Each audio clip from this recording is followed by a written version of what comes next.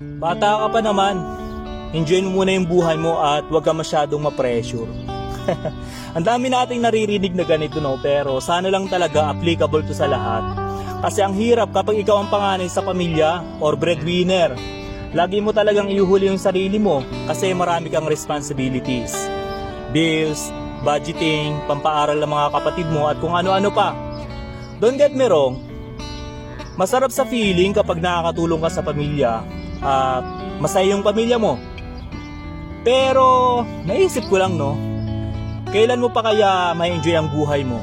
Kailan mo pa kaya mapupuntahan yung mga lugar na gusto mong puntahan? Or kailan mo pa kaya mabibili yung mga bagay na gusto mong bilhin? Kailan pa kaya? Okay lang yan. Gawin mo muna yung mga bagay na dapat gawin at yung mga priority. Kasi pag nagawa mo na yan, best things are yet to come.